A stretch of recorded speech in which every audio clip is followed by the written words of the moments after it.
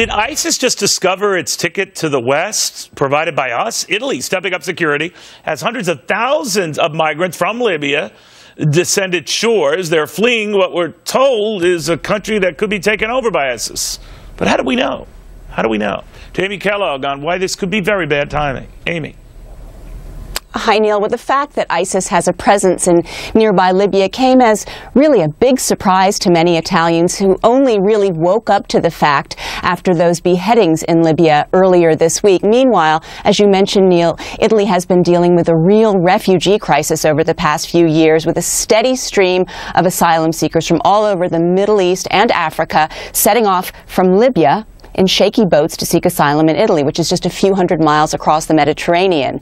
Now, ISIS terrorists infiltrating these boats and coming to Europe disguised as refugees is a nightmare scenario that was laid out in an article by an ISIS supporter last month. There's been speculation about such terrorists attacking Coast Guard rescuers or disrupting shipping lanes between Libya and Italy.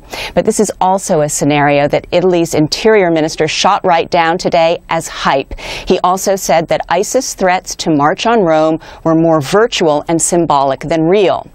Italy finally evacuated its embassy in Tripoli this week. It had held out longer than most because of its huge oil interests in Libya. And security around sensitive sites across the country, Italy, has been significantly stepped up in recent days. Italy, where the Vatican sits, has so far escaped Islamist-style terror attacks that some of its European neighbors have endured.